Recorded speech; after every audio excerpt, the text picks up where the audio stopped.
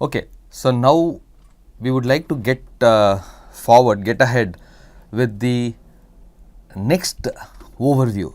Remember, we have not actually gone into the modalities per se. So we first kind of did a quick review on 2D signals and systems, and now what we would like to do is get this hang of image quality. What do we mean by that? So far what we have talked about is a medical imaging systems course. The imaging system, the role, the overarching objective of an imaging system is to capture the 3D, inherent 3D distribution of some parameter and display a output. So the output estimate should be as close as possible to the underlying 3D distribution of the body with respect to mostly structural and functional aspect of the physiology, right? So now the question is, okay, so what is important? We need to study about the system. So when we have to study about the system, we already talked about system impulse response, right? Kind of helps us characterize the system. But notice, what is the overall objective is to see inside the body for what? What is the purpose? The purpose is for the doctors, right, the physician practitioners, the radiologists, to essentially use the information they get about the body when they see what is there inside, right, through the medical imaging system. The output that you get, right, the medical images, they have to make diagnosis, right, they have to make, based on that they have to take some decisions. Do they see an abnormal growth? Is it normal? Is it abnormal? Is it even if it is abnormal, is it severe or is it early stage, right? So they can and where, which part of the body, which organ is having a problem. So all this they need to take out, infer, right? So the importance of medical imaging system, even though from an engineering perspective we will feel happy to see how this is transforming a 3D distribution into an output image, the mathematics of it or the instrumentation of it or the physics of it, the real purpose, the real benefit of this imaging system is for clinical practice, right? And therefore now comes the question, so how do we want to argue about the image quality? The actual image quality, when we talk about, does it allow the doctors to make, is the quality sufficient, is the image reliable for them to make some judgment, right? That's, so we need to have some benchmark. So we need to know, if they say, okay, I am not able to infer from this, we should be able to know whether is it underlying, that's the best you can get, or there is a problem in the instrumentation, or there is a problem in the signal processing, or the problem in the display screen, right? All this how will you do? So that means you need to be able to assess the image quality, right? When we talk about assess the image quality, we need to assess the image quality mostly from our perspective, mostly from how does this imaging system capture the inherent dynamics of the distribution, inherent ranges that are present in the 3D, right, on the input side. Is it able to faithfully, truthfully capture that much, right? So we should have some tools to understand and assess this based on the imaging system. So clearly this is a more, I would say, being a coursework kind of lecture, I had to really try to be complete, at the same time give a big picture view. But the moment we say image quality, I know you all know examples, right? What do we mean by image quality? Oh, image quality, we know some of the metrics, right? When you buy a cell phone, we always use this cell phone as an example because you may have a very good feel for it, right? When you buy it, you will say, oh, this gives a very good quality image. You would have used these terms. You will say, oh, this gives good resolution. I can see different colors. I can see, I took this photo of a butterfly and I can see some colors that are appearing very real, right? So, you get the best contrast, right? I see even very high signal to noise, image quality, when you start, you say see very little, less noise, right? You would have used these terms.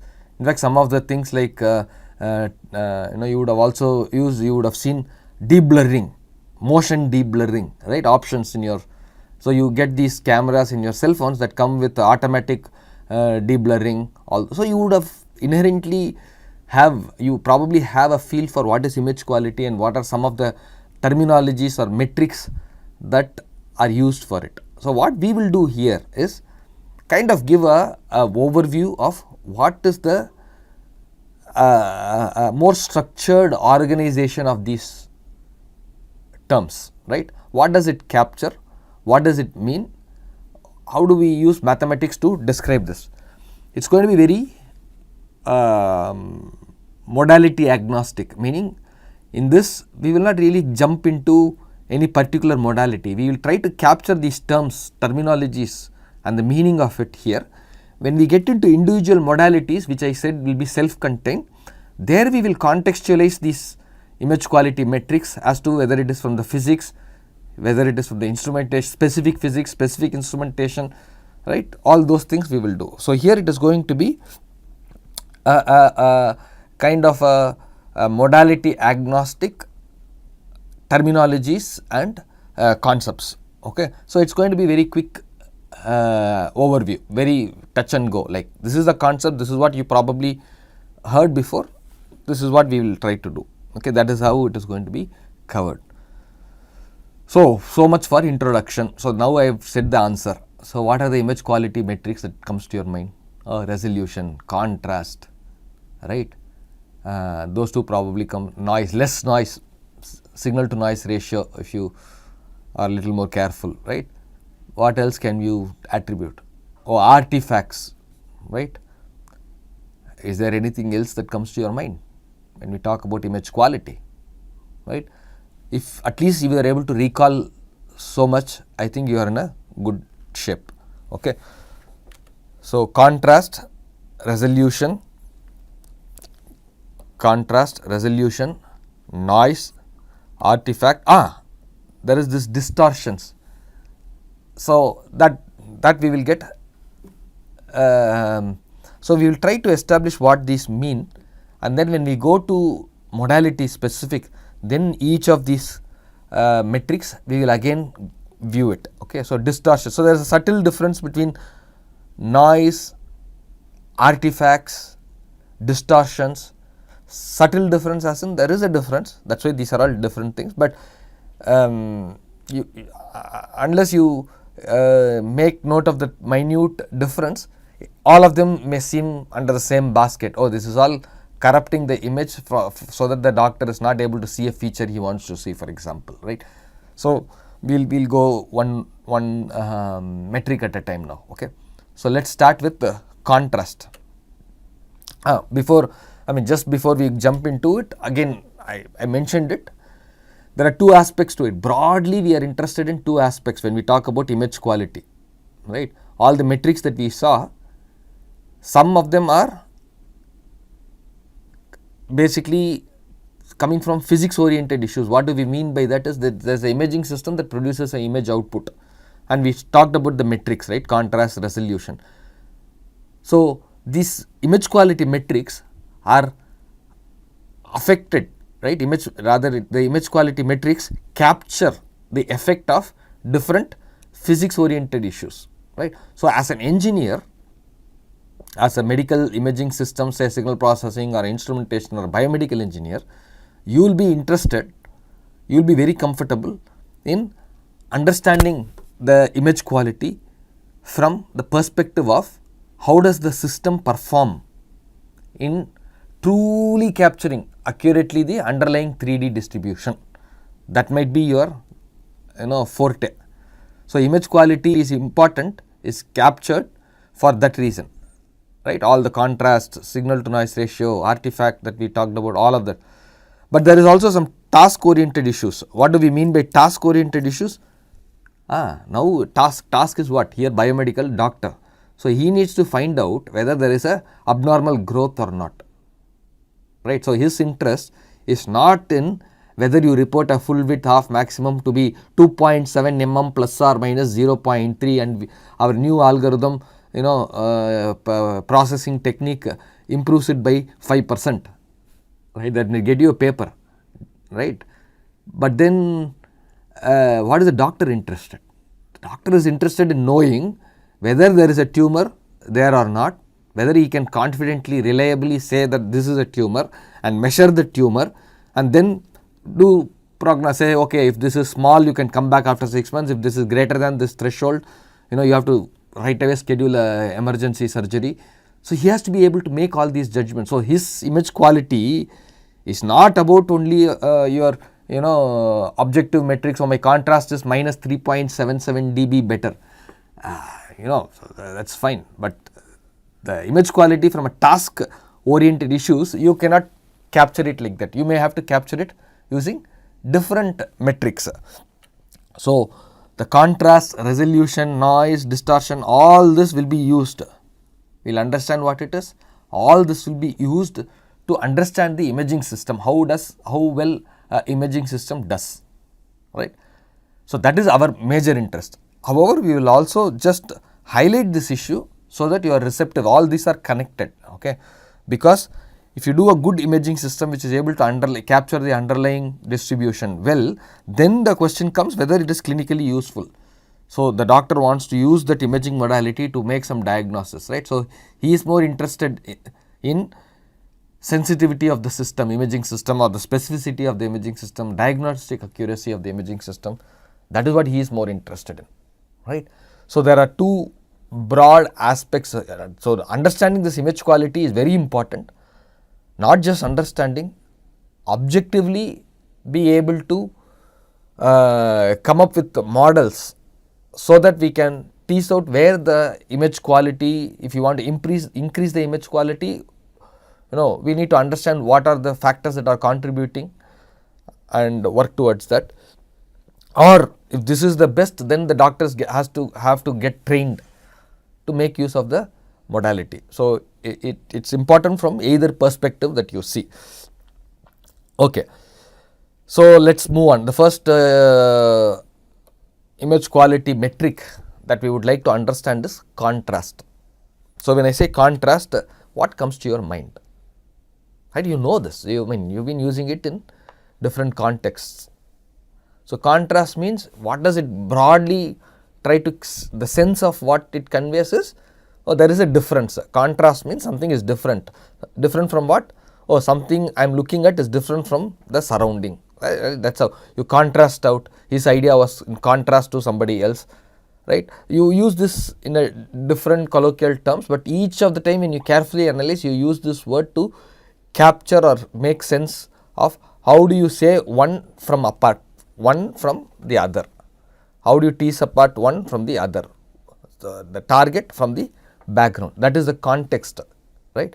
So to put it in our perspective, we will say difference between image intensities of an object of interest to the surrounding object or background, right.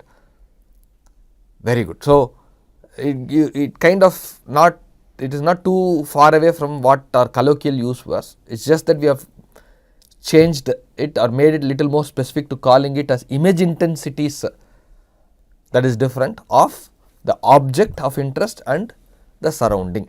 Okay, so this is good with English. How do we capture it? See, if you want to do any understanding, analysis and compare, you need to have some mathematical language, not English language, right, mathematical language. So how do we capture it, right? Why is that important? The importance is because I am going to show you an image which we saw already.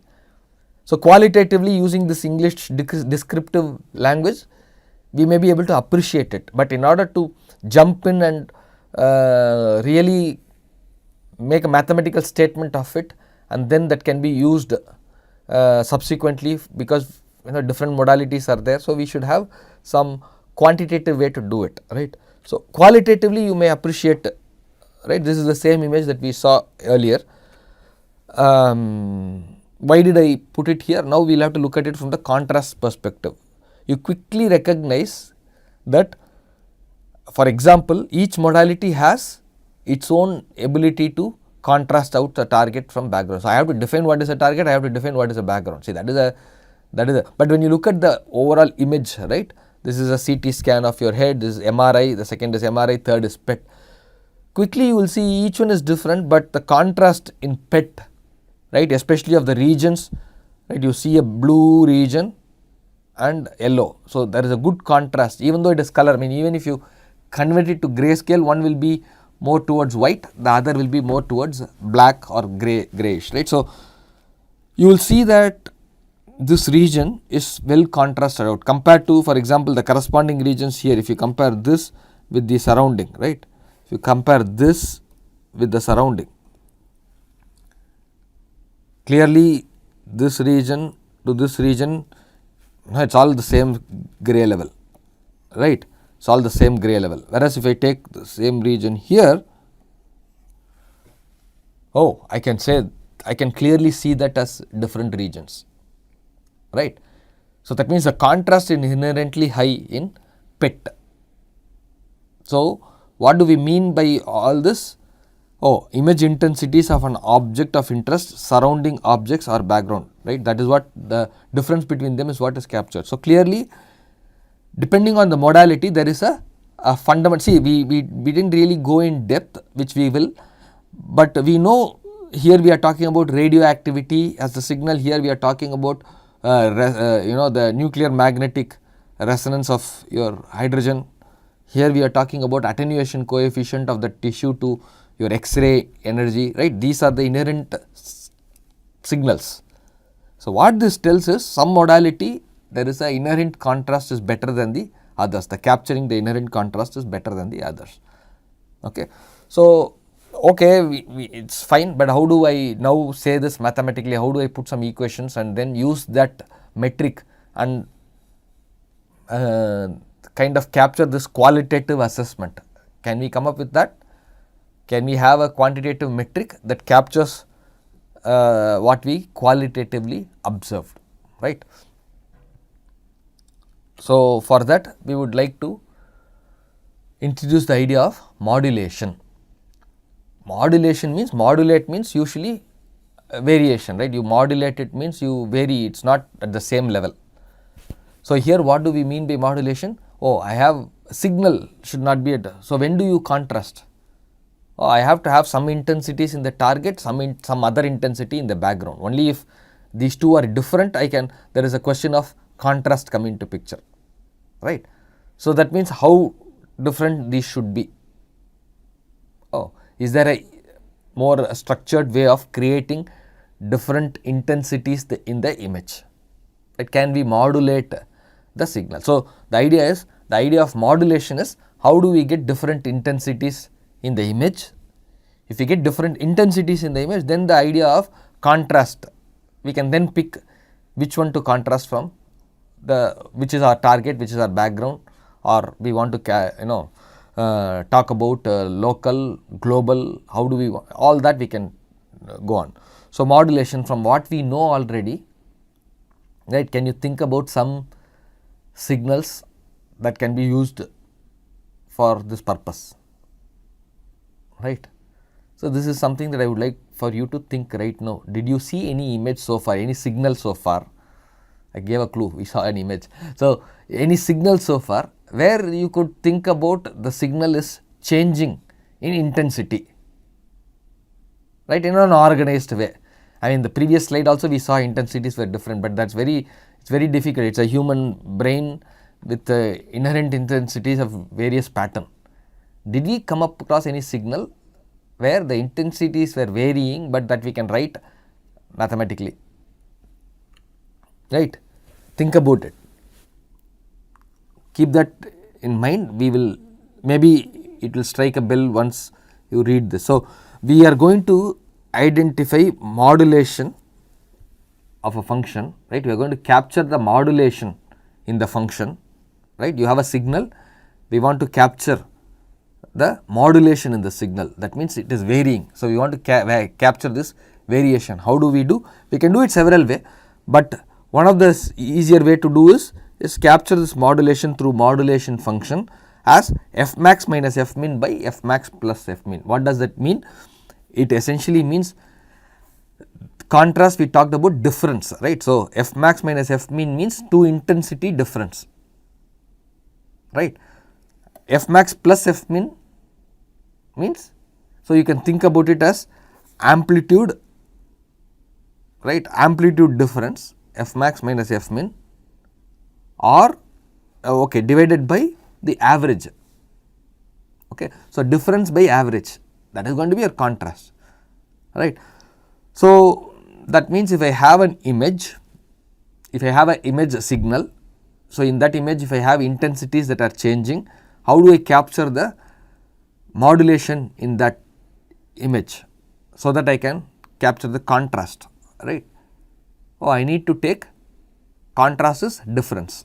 So, I can take amplitude difference F max minus F min by F max plus F min. Okay. So, this is on the whole, if I give a function f of x comma y, I can capture the modulation in the function by this. If you capture the modulation, you get some sense that already contrast definition was difference between two intensities compared to the surrounding or background. So, you can start to think that this modulation, if you capture this has to do with contrast. Okay. So, that means can we cleverly define a signal where we could capture this modulation. From what we have done so far, you should be able to recognize f of x y is a function. We used sinusoids, right, vertical bar at an angle, remember that is your intensity. There was a black, white, black, we spent some time on that, capturing the frequency of oscillations, right. So, that is a test signal where the intensity is varying in a known fashion, known as in mathematically you can write it as a sinusoid at certain frequency. Of course, just for simplicity we have used only one variation, f of x comma y is only having x. We know how to write in y also, right.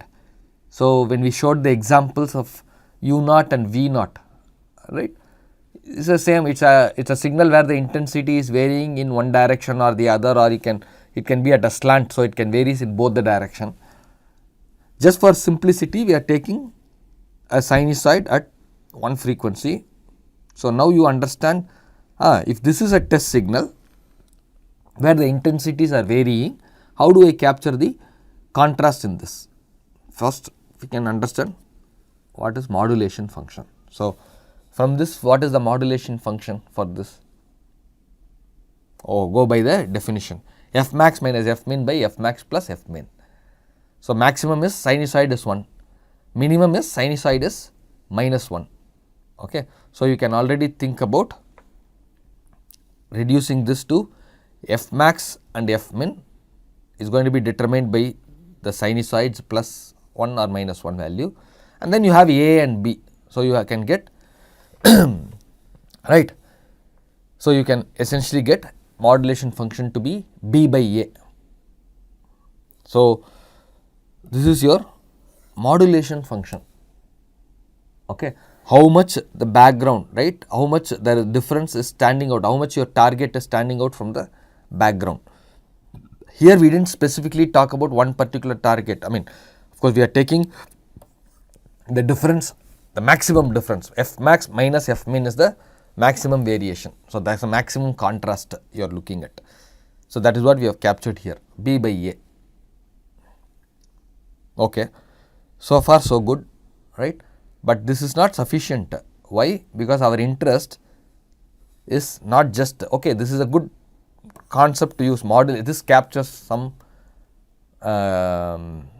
underlying, I mean we can capture the contrast idea in this, but our interest is not just that, our interest is how does the imaging system perform, right.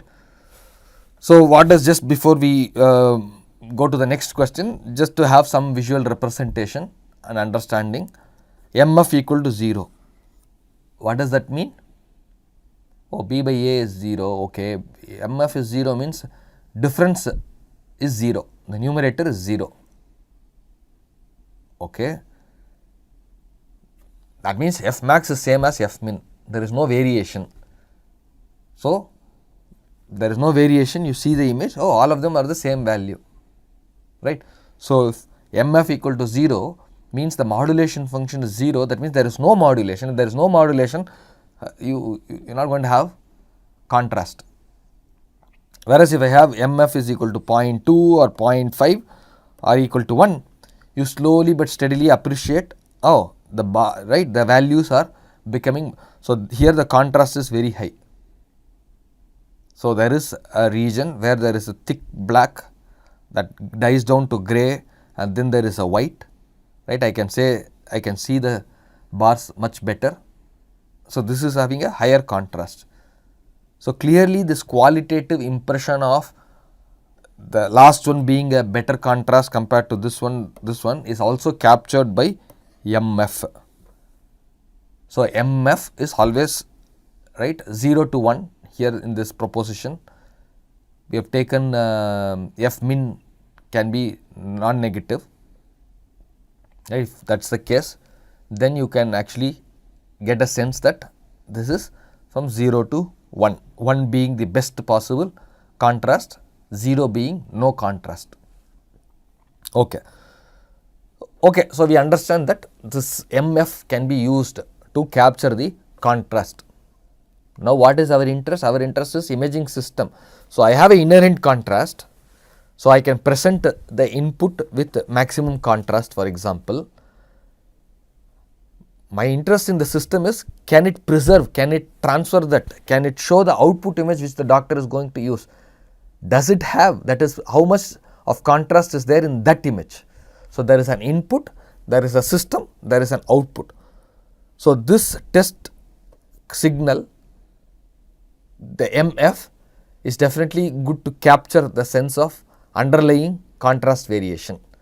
Now, we would like to see how much of this contrast that goes into the imaging system comes out. Can we use this mf idea to understand about what is the contrast in the output image when the contrast is, a certain contrast is sent into the input image, input data. So, what does the system do to this contrast? Ideally, you would have the system to pass whatever inherent contrast is there, it should pass it on to the output image, because that is where the doctor is going to be using it. Okay. So, let us take a imaging system, a simplified imaging system, LSI, linear shift invariant system. So, you are presenting it with the input, same input that we just saw, the modulation function. So, now I know my input, right, which is a very well defined function for which I know my m suffix f. I can calculate the inherent modulation that is there. Okay. So, now we want to understand what will be your output modulation. So, if you send this through the system, if it is LSI, by this time you should be able to write down the output. This is f of x comma y. Use the variable h for your system. To get output, we will write in terms of g of x comma y, right. Can you write down what will be the output when you pass this input through a LSI imaging system? We did this last class, right. Linear systems theory, convolution in time domain or product in frequency domain. We talked about Fourier transform, transfer function, right. We already see some frequency here. So, transfer function, remember how much of the input frequency is captured, the Fourier transform we did. So, it, right, in the frequency domain, right, we can tease the signal out, decompose it in terms of its frequency composition. So, now I am presenting u naught, so it is a frequency input. How do I write the output g of x comma y, right. So, I can use my transfer function. So, I can write g of x y, a is some amplitude with 0 frequency. So, the response of the system at 0 comma 0 and your response of the system to u naught comma 0. So, you have only x direction frequency, right. So, your B is your amplitude, and then the system, how does it transfer the frequency content of u naught in the x direction, right. Capital H is your transfer function of your system. Okay. So, if this is the case, I have my f of x y, I have my g of x comma y. What is now of interest to us? Oh, we are not just interested in writing this equation. This we know from the signals and systems linear theory that we studied. Our interest now is to see how does the contrast in the input come out in the output. That means my m suffix f I know, right. What is m suffix g? Write down what is m suffix g. You know m suffix f, right. We did that in the previous slide. B by A. What is your m suffix g? Same definition. Maximum, right. F max minus f min by f max plus f min. Here g max minus g min by g max plus g min. What is the value? Can you write? Okay. G max is this guy, because sign will be maximum, and G min will be, sign will be -1. So, straightforward. So, now our interest is getting m suffix g. M suffix g turns out to be, if you do the G max minus G min by G max plus G min, m suffix g will come out to be like this. Immediately here you can recognize B by A from previous slide, we know is from the input m suffix f. Now you see there is a output m suffix g, modulation in the output is nothing but modulation in the input times something to do with the system response, correct. Clearly whatever the system response is, you can observe even here your output is also going to be sinusoidal. So, the input fluctuation was sinusoidal, the output is also sinusoidal, no issues about that, correct. But the contrast that is there in the fluctuation in the oscillations in the input, is it preserved in the output? Well, it is preserved depending on the system's response, right. Typically you do not get this to be 1. So, your mg will usually be less than your mf, clear. So, mg will be usually less than your mf.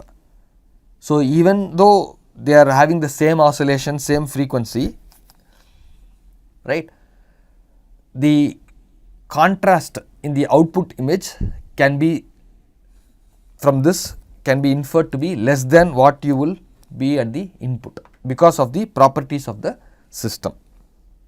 Okay. So, in that way we can define your modulation transfer function. Transfer function you know. Now, we are talking about modulation transfer function. What does it mean? There is an inherent modulation m suffix f in the input side. The modulation at the output side is m suffix g. How much of this modulation is transferred from the input side to the output side? That is your modulation transfer function. Of course, it is dependent on the frequency. So, modulation transfer function depends on the frequency. So, it is a function of frequency is equal to your mg by mf, or this guy, right. So, now if you want to talk about the contrast that you see on the image that the doctor is going to use, you can clearly tell there is a influence of the system. So, there is a inherent, so if there is no inherent variation, then no matter which system you are going to use, you are not going to see anything in the output, right. If this shirt is of the same color, right now it is of the same color, right. No matter what, if this entire shirt is the same color, whether the pocket is there or not, you will not be able to make out, right. If I inherently change, so if I keep a pen, this pointer here which is of a different color, now suddenly that is the inherent contrast the camera can capture and say, oh, maybe there is something, so he is keeping his pen there.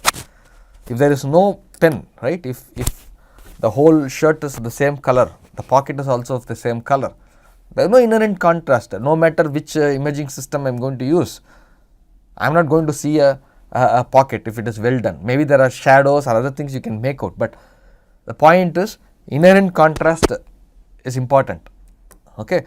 So, if there is inherent contrast, does this image, so if I keep a pen here, right, and you do not see anything, then there is a problem in the imaging system. Okay. So, the idea of this modulation transfer function is, if there is a contrast in the input side, does it come out on the imaging, the image that is going to be used in the practice, right? How does it capture, how does the system transfer this input inherent contrast to the output? That is what this is useful. So, let us take an example. So, we can clearly talk about this modulation transfer function, right, is a quantifies the degradation of contrast as a function of spatial frequency. That is what we saw, right. So, typically, like I said, it is going to be between 0 and 1. So, 0 and 1, so this is 0 frequency. What is 0 frequency? DC, there is no oscillations, there is no contrast. So, if there is no inherent contrast, right, that you present in, the output will also be no contrast. So, that may, you can say the system is transferred, there is no, there is no loss in contrast. Why? Oh, there was no contrast in the first place that you sent through the system, so nothing to lose. So, you get the maximum throughput. Okay. So, MTF of 0, so typically your MTF at any given frequency is going to be in between 0 and 1. We saw this already, right, not MTF, we saw the modulation function, what happens if it is from 0 to 1. If that goes in, your output also has the similar pattern, but then how much is transferred is captured by MTF. Okay. So, how do we do this? Let us take a example case, right. So, this is what is a plot of a MTF. So, we talked about MTF being a function of frequency. So, frequency in our context is going to be spatial frequency. We have taken the variation in x direction as to be a spatial frequency. So, spatial frequency is denoted by inverse of length scale, remember. So, spatial frequency versus MTF is plotted. So, you start out at 1, there is no variation, DC value, you get maximum transfer, and then as the frequency increases, this drops down. So, what does it say? It looks very similar to,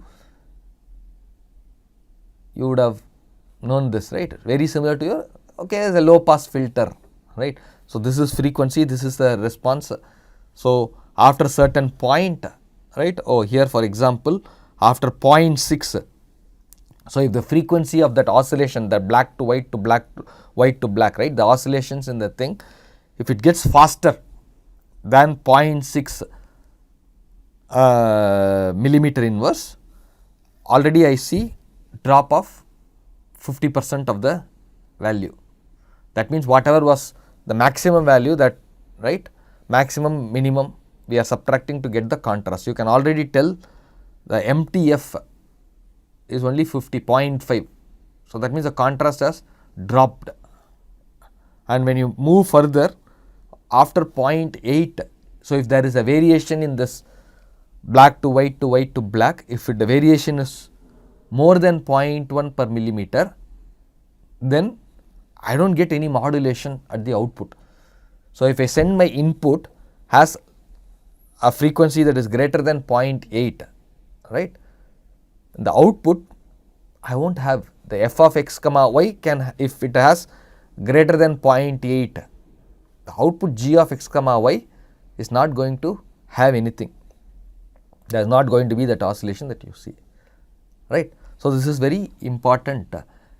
That means, what would you desire this MTF to be? The MTF should be, oh, you want it to be all pass, right. Why? Because the higher frequencies, remember we did one example case of, just to get this idea of frequency that we did, we had a sagittal view of your head, right, and then we had the spectrum. This was when we did the 2D Fourier transform, and I showed you the example as to how you can make sense in the spatial domain as this is the head, nose, brain, whereas in the spectrum you have a bright spot at the center 0, 0, and then you have, you know, it's just scattered all over the place. Recall that. What did we do there? Oh, we tried to reduce the higher frequency through the higher frequencies, and then there was an effect in the image. What was that effect? We talked about blurriness, right? Remember, recall. So here is similar. If I increase my frequency more, then the contrast is going down. That means the fluctuations are coming down. The oscillations, I don't see it. So in fact, after a certain point, I don't see. So I might give a oscillatory input, but my output is going to be a DC value, 0 value, from a contrast modulation function point of view, right? So there is a relationship. So ideally you would like this MTF to be as high as possible for as many frequencies as possible, because that's when you see greater detail. That's what we talked about earlier. Okay. So that means this can be used, this MTF can be used to study the different imaging systems, correct? Or even within the imaging system, you can change various parameters and see its effect on the image quality in terms of contrast. So for example, an imaging system is given and following MTF characteristics is what is obtained. So we say, oh, this is imaging system 1, this is imaging system 2, this is imaging system 3. Let's make it simple. All of them are the same modality, all of them are otherwise very similar. It's operating on the same, it's capturing the same target image, but this is the response you get from the 3 system configurations. Then what would you infer? What would you comment on this? Well, going by what we discussed, all of them are having high value at 0, right? So, okay, all of them are equally good if you want to send an image where there is no oscillations, a homogeneous image, all of them will perform well. But if you look at the other interpretation, oh, this is frequency and this is falling off, I would like to have as high a value as possible for as much frequency as possible. That is my best case scenario. So if you look at it here clearly, oh, this is broad, this is wide here, narrow, narrower, and it falls down, it still has some value here, whereas the corresponding location, say if you take the second line here, right, it is MTF is some value, whereas if I take the second line here, the MTF is clearly lower than this value. If I take the second one, it's already 0. So that means there is no transfer happening at earlier frequencies itself. So you would expect that this is higher contrast, this will provide higher contrast compared to this, So this is in some decreasing order of contrast capability of that system. So if you look at it in the image, right, so decreasing contrast, if you look at it the image, what is the effect of that, right? So we present the same input, but the 3 different systems configuration is here. This is the output that you see. What is the effect? Oh, decrease in contrast. When we say decrease in contrast, you look at it, not just decrease, oh, you can understand, oh, this is decrease in contrast, MTF is low, and I can qualitatively say that, oh, this is of better quality than this, and this is the poorest amongst the 3. And the fluctuation between white and black, right, what we are capturing here is for all frequencies, right. So on the whole, the image, if you look, this has a better contrast than this, right. But what you should recognize also is, when the frequency, higher frequency content reduced, the image starts to look blurry. This is something that we saw with the head scan as well. So there is going to be some relationship between your resolution and contrast. But here you can clearly appreciate using MTF. If the MTF is falling off like this, right? How does it capture the image contrast quality of the image global, right? I just said the contrast of this image, this is global. So, this captures the contrast transfer ability of the imaging system. So, when you give an image input or inherent contrast distribution, how much of it comes through at the output, that is what this MTF is captured. So, you can extend this, right, you can extend this to arbitrary frequency. I mean, just use the u, but this can also be written h of u comma v instead of just the example that we took. So, the very handy thing we will work about when we get to the each of the modality, we will try to put meaning to the capital H, right? What is it? What is the physics? How does that H get affected because of the physics of the modality, and therefore how does the contrast get affected because of the physics of the modality or the instrumentation of the modality, right, or the signal processing aspect of the modality.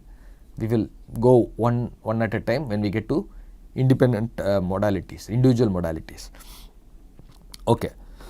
So, that is good, that is for global contrast, but sometimes we may not be, not all the time we are just looking at engineering perspective and say, oh, we got a good, I have calibrated the system, this system has the best MTF.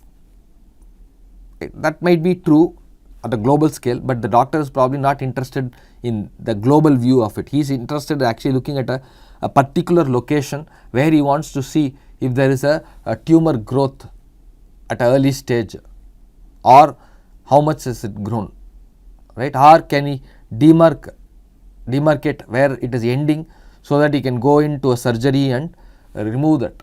So, the interest is not global imaging system, the characteristics. Can he have a local contrast? Can he see the target that he wants to see? How well can he see it corresponding to the immediate background? He is not interested in seeing in the same frame different objects with different contrast. He is interested in looking at a particular object in its surrounding neighborhood. So, he is not interested in putting all the dynamic range into one image. Okay, he wants to see local target. So, then what do we do? So, then we can essentially use the same thing. You have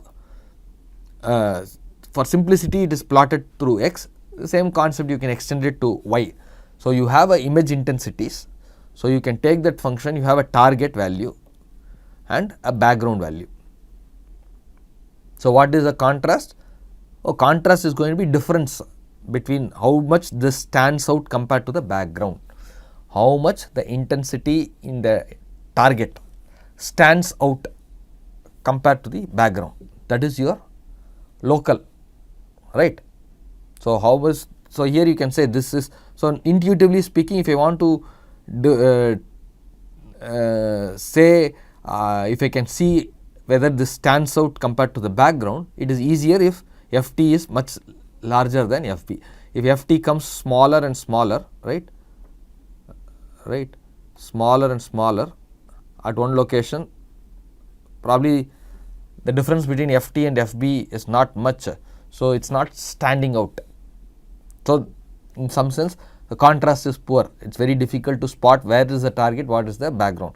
So, inherently contrast, we talked about difference between the intensities in the target and background. If that is already high, that is inherently high, that is good, but then your imaging system should transfer that. So, imaging system cannot take the black one as the input and give an output G of B and G of T, for example, that has a profile like this, right. So, if the input is F and G is your output in red color, if your MTF is such that it takes the black and produces the red, it is a very poor imaging system, because the doctor now has to differentiate the small difference.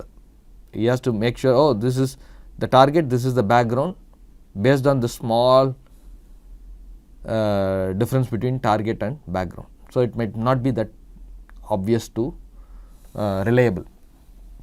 Okay.